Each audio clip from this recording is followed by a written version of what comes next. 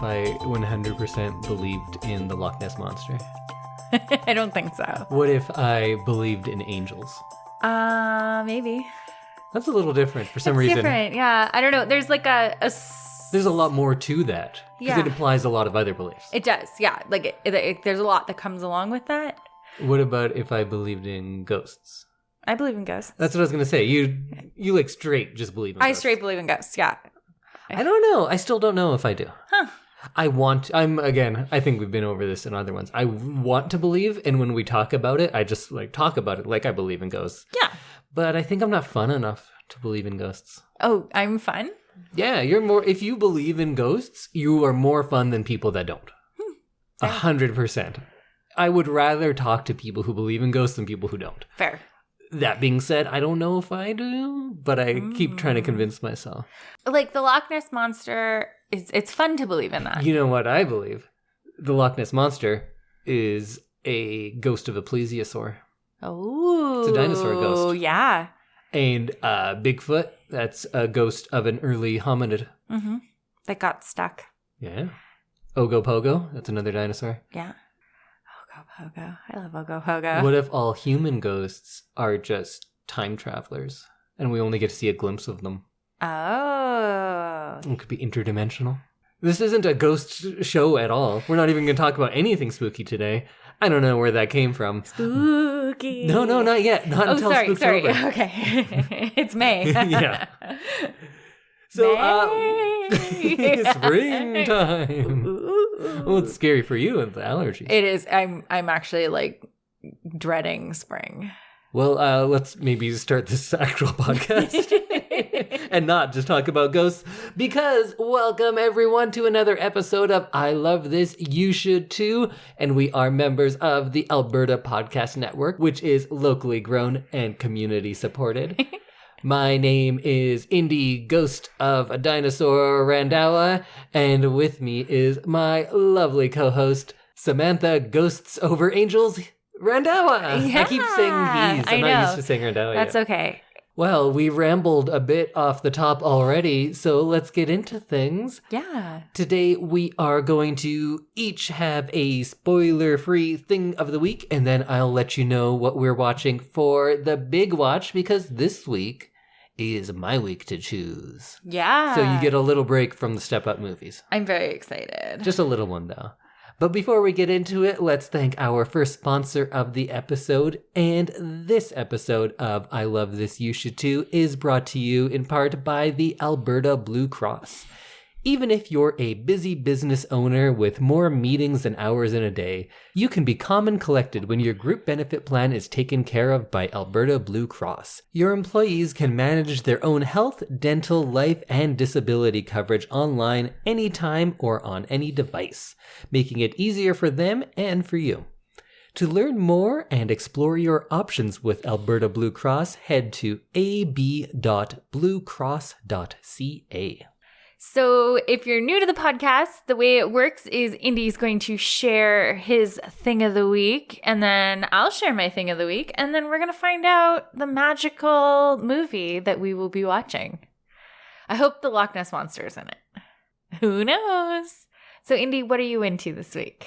So you know what time it is? It's time for our annual YRCA Roundup. Ooh, yay! So the YRCA is the Young Reader's Choice Awards, and they are awards given to books for young readers, and they are voted on by those same readers.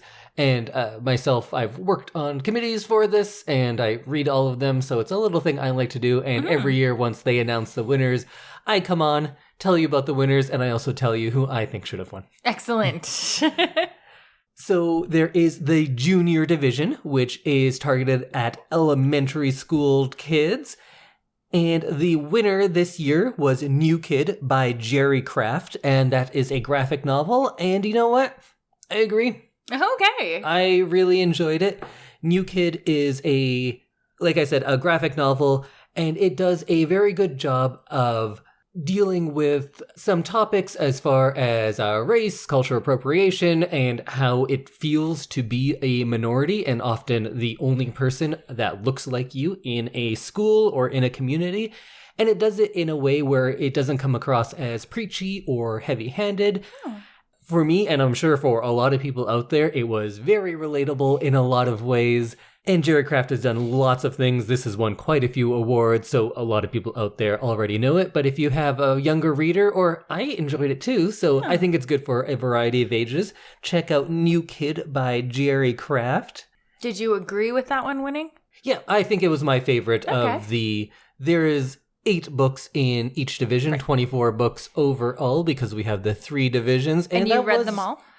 I think I read 22 out of 24. Wow. Because if there's anything that has the blank and then something royal, I don't read those because I'm sick of them and there's so many of them. And I feel like a lot of them are like series too. Yeah, your red queen, white queen, black queen, dark prince, red princess, dark crown, all of those, I don't read them. Right. So in the intermediate division, the winner was The Bridge Home by Padma Venkatraman. And you know what? I think I agree as well. Really? It was very good. It's a story of this group of children and kind of a found family on the streets of, I kind of forget where it is now. Is it Mumbai? It's in India either way.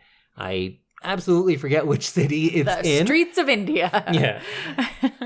And it's a sad story. It gives voice to characters we don't often hear about. And I'm not just saying because they're Indian, but you could read it to find out exactly what I mean. Mm-hmm. But it was straightforward enough that I think it's accessible to all age groups. But the things they're dealing with do have a lot of subtlety and complexity to them. And of course, it's simple because it's targeted at, these ones are probably your older elementary into junior high, that kind of group. Right. And I really enjoyed this one. Of course, I would love to see a successful Indian story that doesn't have poor children living on the streets, because every movie or book about India that is successful in the West is about that, or it's about a white woman who goes there to find herself. Those are the 2 things that we over here will read about. Yeah. The rest are like, no, we don't care about your actual stories. We just like this. Right. And this does fall into that, but you know what? It's a good story. It's well written, and I enjoyed that one. So what's it called again? The Bridge Home. And that is the winner, and I think I agree. For an honorable mention, in my opinion, I'd go to Tristan Strong, Punches a Hole in the Sky. And this is the first of a series. It is very much in the vein of those Rick Riordan books about that have somebody today interacting with the mythology of Rick Riordan does Greek and Roman stuff, but this is very interesting because it takes a lot from West African folktales and just the African diaspora in general. And there were a lot of characters that I had only heard tangentially about. And reading this made me go and read some of those stories. So it is, again, over here, a very underserved point of view, but a fun one. Not the best, most original in its concept, because there are so many books about this. A young child realizes they have some magic ability that links them to this big fantasy world, and they get pulled into that world, and they have to kind of reconcile that with what they've experienced the rest of their life. But it's a better version of that than most things, and it's a different version of that. So I enjoyed that one as well.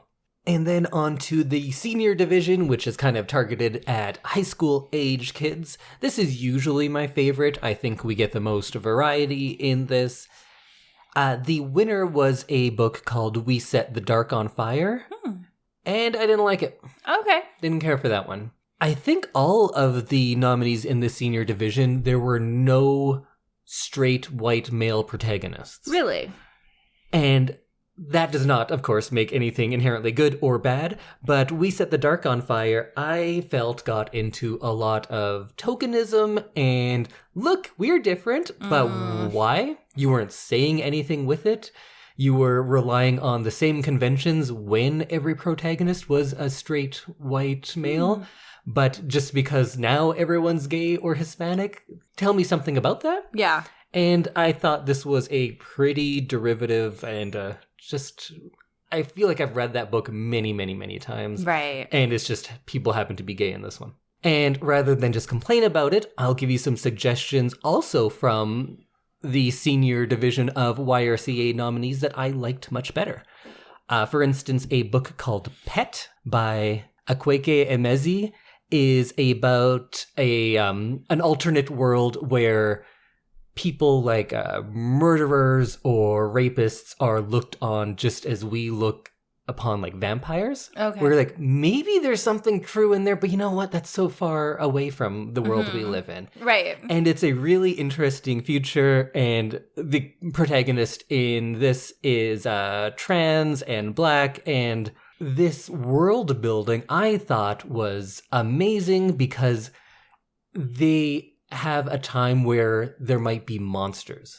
And of course, monsters to them could mean like someone who beats children. To them, that is as outlandish of a monster as a dragon or a vampire.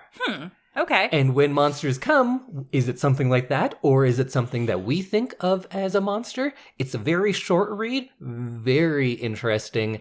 I really enjoyed that book and that the world that they've created and their use of magical realism and things like that. Then there is With the Fire on High by Elizabeth Acevedo, and everything that I've read of hers has been very good. I'm not going to get too much into this one. I'll just say it's a good book. Okay. Check it out. Also, Patron Saints of Nothing by Randy Rebay is about a Filipino-American who goes back to the Philippines, and it's kind of dealing with their president, Duterte, and a lot of the terrible things he's doing. Right. Or some people say terrible. I kind of say terrible. Some people say, like, no, he's cleaning up the country. But it's dealing with that, and it also deals with some really interesting identity things, because for a lot of first-generation or second-generation immigrants, you feel like you're not belonging to either world. If you're in the US or Canada, you're always a minority. But if you go back to where you're technically from in a lot of ways, you're not of that world either.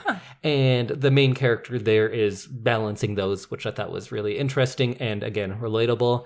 And I'm going to give you another one because there were some really strong books here that didn't win. And one of my favorites was Laura Dean Keeps Breaking Up With Me. And that's a graphic novel by Mariko Tamaki. And she is Japanese-Canadian, and she's done a lot of really good things. I think people probably know Skim the best, which is also very good. But this book, in addition to just looking beautiful, it's all black, white, and pink. Oh. And the color palette, or lack thereof, is very appropriate for that book. And it does such a really interesting thing because it is a love story at its heart. The main character is Japanese and gay, and she has this kind of the romanticism of someone of her age, because I think she's a high school student. Right. But it's also tempered by a certain amount of being jaded almost. It has a older voice to it. And I, for some reason, thought Tamaki was in her 20s, but I think she's like 50 years old. And she's still able to make it seem like this was coming from the perspective of someone of that age. That's a talent. And it's a really delicate balance that she achieves there, but however she does it, it's brilliant. Go check out Laura Dean Keeps Breaking Up With Me. I think all of those are better than We Set the Dark on Fire. Even Frankly in Love by David Yoon. Nothing amazing. I thought it was a very enjoyable book. I'd put that ahead. Maybe even The Fountains of Silence as well. And then they had one that was like a dark fairy tale, which I now skip those ones. Right, yes. So go check out the YRCA books. These are all the ones that already won this year. There is a whole new list of books to read for next year's, and I'll put out a link where you can get them from. I'd put out the Edmonton Public Library link, of course, because, you know, those are my buddies. You can borrow any of those. Check out last year's. Maybe go read something I recommended to you. Yeah. All right, Samantha, how about you? What are you into lately? Well, I just read a book. It was kind of the first book that I've read about the pandemic. So it's set in 2020 in those first couple months in New York. And it's called Wish You Were Here by Jodi Picoult. Oh, she's big time. She is big time, yeah. And so I had gotten a recommendation on this from someone in my book club, just saying, like, it's strange to read about a time that's so specific Right. And that you've experienced. And that we've experienced, and that also didn't happen that long ago. But it's such a We're kind of still experiencing it. We are still experiencing it. But it was really cool. So it's set in March 2020. It is about a woman named Diana O'Toole. She works for Sotheby's as like a gallerist. I didn't know that's what the word was. Gallerist. Yeah. I like that. I wish I was a gallerist. The other one is gallerina. Oh, that's better. Yeah, I really I would like be a gallerina. I like the word gallerina. But yes, she's a gallerist and like a curator for collections when they put things on. I'm going to say I'm a librina from now on. Because I'm not a librarian. A librarino, perhaps. A librarino, yeah. Yeah, there you go. So she is dating a surgical resident named Finn, and they go from just kind of a normal everyday life of him being a resident and working a lot in the hospital and her kind of working her dream job that she wanted. She went to school for this. She got the internship at Sotheby's and has been working there ever since and is working with the dream boss. And she was very kind of happy in her life. She wanted them to be married by the time she was 30, to be done having kids by the time she was 35, and then move out to the suburbs and hopefully get her boss's job when her boss retires. So she has like a path. And then all of a sudden the pandemic starts and she is supposed to be leaving on a vacation, the first vacation in years because her boyfriend was in med school. And they were going to be going to the Galapagos. And so she thinks they're going to get engaged on this vacation. And all of a sudden, COVID is everywhere. And the hospital basically tells Finn that he has to stay and that residents will be housed in the hospital so that they're not taking it home to their families just in case they do get sick. And he urges her to go on the trip. And he says he'll join her when he can. Because, of course, back then it was, it'll be over in 2 weeks. Right. So he said, yeah, no, I think this week and a half is going to be really hard. And then the virus will have cleared up. So, like, I'll try and fly out and meet you. And so she ends up getting to the Galapagos as the island is shutting down to Isabella Island. And she has to live among the locals. And so the story is kind of her learning to kind of be by herself and to live independently. Then there's a fun twist and it ends in a completely different direction than I thought it was going to end. So yeah, it's called Wish You Were Here by Jodi Picoult. So you tend to like books and movies for a sense of escapism more than I do. I like to tackle things. You like to escape things. I like to escape. And both just as valid. How did you find reading this? Because this seems like the opposite of escapism to me. So the thing was that Isabella Island had 0 cases. So it's literally escapist reading. It is literally escaped the pandemic, and she gets the odd email from her boyfriend, but there's very little like cell service or internet on the island. So she kind of ends up living this really kind of simple life of a local when all their tourism is shut down and everything. It's really just kind of about living and enjoying your surroundings. She's literally in paradise. There's like a turtle sanctuary and sea lions and penguins and like it's really kind of almost idyllic. So this book is more pandemic adjacent than tackling pandemic issues head on? Yes, there for is the most part. Quite a bit of the pandemic, especially towards the end. And I don't want to ruin the ending or the twist or anything, but you do deal with it. And there were a couple moments where I was like, this is like a little too real. Mm-hmm. And you feel kind of some of those emotions that you felt in like the early days when you had no idea what was going on and you were scared to go to work and you were scared to leave the house and you are scared of any like symptoms or anything. And so if you're not ready to relive some of that, this may not be the book for you right now, but I definitely found it interesting and almost kind of therapeutic to like see another perspective of how the pandemic played out.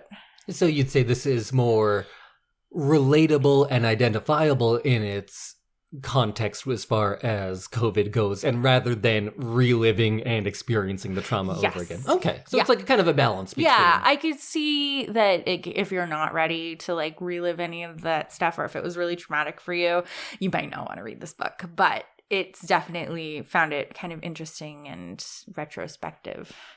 Interesting. For something that we're still living through. Yeah. But it was really interesting. Those early days were so unique. They really were. It's not often that you can say a certain time period has a definite feel this close to the date. Because you can go back and be like, elementary school, man, those smells, those sights, I have it. But you don't know it at the time.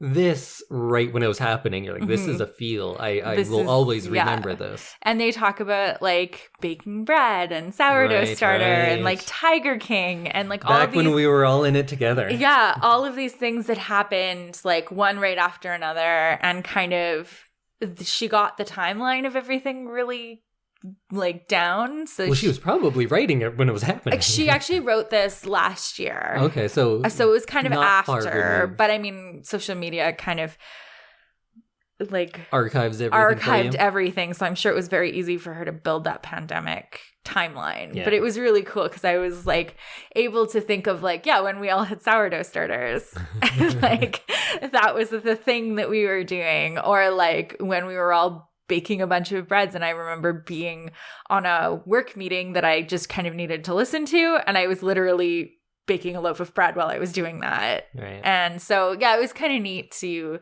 get to see all of the timeline again. So I got it from the public library. And you can too.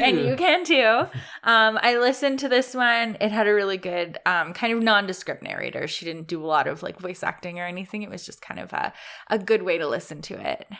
Excellent. Yeah. So Wish You Were Here by Jodi Picoult. So our second sponsor of the podcast is the Edmonton Community Foundation. The foundation acts as a bridge between donors and charities to create a strong, vibrant community for generations to come. You can start an endowment fund yourself or with a group. Once it reaches $10,000, it can start distributing funds. Vital Signs is an annual checkup conducted by the Edmonton Community Foundation in partnership with the Edmonton Social Planning Council to measure how the community is doing. This year's focus is on making ends meet in Edmonton. You can learn more at ecfoundation.org. So, Indy, it's time to find out what we're going to be watching for next week. I'm excited. All right, I'm going to give you a little choice here. Okay. There's been a few times where I just put DVDs behind my back and you have to pick a hand. It's true. So is this like a choose your own adventure kind of thing? Well, here's a movie for you. I'm just going to tell you about it. Okay. 1999. Uh-huh. Big budget. Starring some people you might know. Jennifer Aniston. Oh. Vin Diesel. Oh. Harry Connick Jr. Huh. So that's one thing we could do. Or last week, or a couple of weeks ago, my pick was The Day the Earth Stood Still, which you remember is about aliens. Yes. Befriend children. There's a robot in it. Red Scare, 1950s. Yep. So the other choice is a movie with aliens, 1950s, Red Scare, alien befriends a child. I think because we just did one like that, I'm going to have to go Jennifer Aniston. I know I can do my infomercial voice. Okay. What if I told you you could have both? Oh. Same movie, because next week we are going to be watching and discussing the 1999 animated, I'm going to say classic, The Iron Giant. Ooh, I don't know what that is. Have you ever heard of this movie? No. A lot of people haven't. Criminally large amount of people haven't, because this was a big budget animated movie that bombed. It did not do well, and I think it's very good. Yeah. Interesting. So I think a part of it is that it came out in 1999, which was probably the greatest year in American cinema ever. Okay. You had things like, this will be a weird list because it's things that I can think of. Uh-huh. Eyes Wide Shut, Office Space, American Beauty, Green Mile, The Matrix, The Sixth Sense, Cider House Rules, Angela's Ashes, Titus. Remember that version of Titus? I really like that one. Boys Don't Cry, Being John Malkovich, Blair Witch Project, Magnolia, Election, Fight Club. I think the second Toy Story came out then. Man on the Moon. I think that's also episode 1, Star Wars. So it was a big year. Yeah, lots of blockbusters. And I think we've done 3 movies from 99 already. Yeah. So this is one of them that kind of got forgotten. It had a big budget for the time. I think it was around 50 million, but in the box office just cracked 30 million. Oh. So it lost a lot of money and didn't do terribly well. But I thought I would choose this movie because when we were watching The Day the Earth Stood Still a couple of weeks ago, we were commenting on how much all of those messages are painfully applicable today. Uh-huh. And this movie does that on purpose because it's from 99. So, of course, it's for that day because we're already 20-some years removed from that. Ugh. But this movie realized that a lot of those fears of the 50s, of the Red Scare, of American exceptionalism and moving into isolationism were problematic, and this movie saw those things being a problem in the 90s. And of course, it's going to have a different feel from the 50s and from today, but it's interesting to see when times that we're already so far removed from do period pieces. Right. And I think I mentioned this before. This one, of course, it'll be obvious because it's animated, but where is the point where period pieces stop looking like period pieces? Like how far away? Because I've talked to people about movies like Singin' in the Rain, and they thought it took place when it was made. Oh. Because if it's a movie from the 50s talking about the 30s, it's kind of hard to differentiate when you're this far out. True. So this one is about the 1950s. The premise is very similar to The Day the Earth Stood Still. There's a visitor from beyond the stars, befriends a child, and there's probably a good bit of commentary on America at the time. And we get to go on a little adventure with these 2 friends, heroes? I don't know, something like that. That sounds fun, though. So you know nothing about this movie? No. It was directed by Brad Bird, who then goes on to do big animated movies like The Incredibles is probably the most well-known. Cool. I've never seen that. I think it was good. I don't love it as much as everyone does, but they're good. Well, let's watch a little trailer, and you can let us know what you think. Excellent. 2 nights ago, a SATCOM radar detected an unidentified object entering Earth's atmosphere. This is the greatest discovery since television or something. Warner Brothers Family Entertainment presents the story of a young boy and a giant from another world. Now, why would you tell your mom about a giant robot? Mom! No privacy! Sorry. Who became a hero on this one. We gotta hide! You can't protect him. Go to Cobra! Oh God, no! There's a kid in his head! You can fly? You can fly! The Iron Giant. I'm excited. I thought it would be good to watch this after The Day the Earth Stood Still because we already set up some context of like what the 50s mean in America, and to see a movie with a really similar plot but a completely different type of movie, and we can see if thematically it's all that different, but it's a commentary kind of on that movie. Right. This movie couldn't exist without The Day the Earth Stood Still. Yeah. You're going to see a lot of similarities, and also this is another one I saw 20-ish years ago. Haven't seen it since. Yeah. Okay. Well, I'm excited for you to see it again. I think it holds up. Okay. I think it's one of those movies that is very well regarded, even though it wasn't very successful, and has found a good resurgence with how ubiquitous Blu-rays or streaming or everything like that is now, that people are getting into it more. And I think it's one of those kind of forgotten gems. Okay. So let's hope it stands up. It's from 1999. It's called The Iron Giant. It's a lovely hour and 26 minutes long. Oh, I love a short movie, yeah.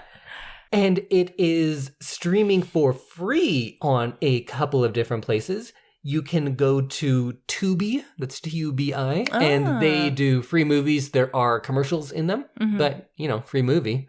You can just stream that. Exactly. And also you can watch it for free on Hoopla, and you can get access to Hoopla with your public library card. We really are plugging the library today. So I have links to both of them in the show notes. And if you have Amazon and some of those paid ones, you can get it there too. Okay. There is a very nice restored Blu-ray. I think it's called like the Diamond Collection version of it or something like that. Fancy. But whatever it is, there's a nice print of that. And it's only from 99. So even the DVD version still look great. Right. So go check it out, and we will discuss it in length next week. Okay. And I mean in length, because we keep going over an hour for every big one now. The last Step Up was like over an hour. Oh, it was an hour and a half. I haven't edited it yet, so we'll see how much I can get it down. But it was 90 plus minutes of us talking about Step Up 4. I hope everyone else enjoys this as much as we do recording them. I don't think so. No, this may be a purely selfish. Oh, I'm fine with that. Yeah, me too. This is for us. It's fun. And if other people listen, good for them too. Yay. Okay, well, we'll see you next week when we discuss The Iron Giant. Bye, everyone. Goodbye.